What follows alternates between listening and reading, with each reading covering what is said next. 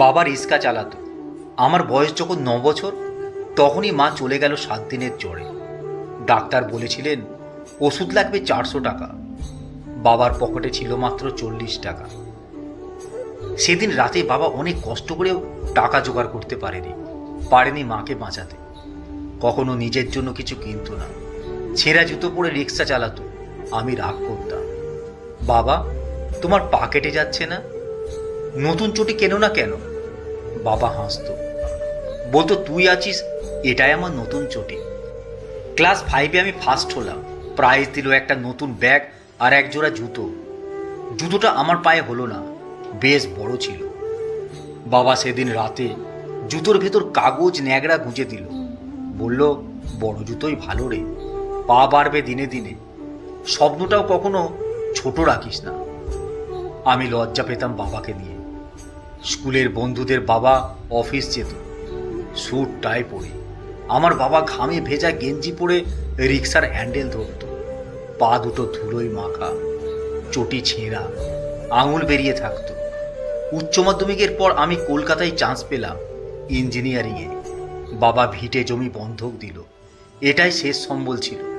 যাওয়ার দিন স্টেশনে বাবা আমাকে ছাড়তে এলো, মাথায় হাত রেখে বলল যত কষ্টই হোক ছেড়ে চলে আসবি না। 3 মাস পর বাবার একটা চিঠি এলো, তাতে লেখা, খোকা তুই চলে যাবার পর আমি আর রিক্সা চালাতে পারছি না, পায়ে ফোসকা পড়ে গেছে। এখন লোকের বাড়ি কাজ করি, 100 টাকা রোজ।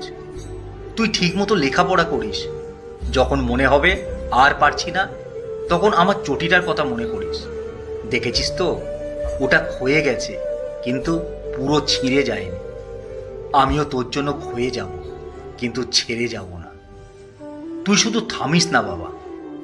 সেদিন হোস্টেলের ছাদে বসে অনেকক্ষণ কেঁদেছিলাম।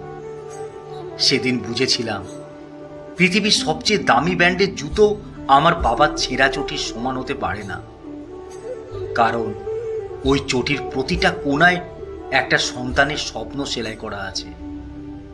আজ আমি ইঞ্জিনিয়ার, বাবার জন্য এসি ঘর করেছি, এসি গাড়ি কিনেছি, কিন্তু বাবা এখনো খালি পায়ে হাঁটে ঘরের ভেতর। আমি বলি বাবা চটি পড়ো, বাবা হাসে, বলে চটি পড়লে তোর মানুষ করার কষ্টটা ভুলে যাব রে। এই কষ্টটুকুই আমার অক্সিজেন। জীবনে যত বড়ই হও, পায়ের তলার মাটিকে ভুলো না। আর যে মানুষটা নিজের পায়ের চটি ক্ষয় করে তোমাকে পথ দেখিয়েছে, তার ঋণ শোধ করা যায় না, শুধু মাথা নিচু করে প্রণাম করা যায়। কলমে কেয়া দাস।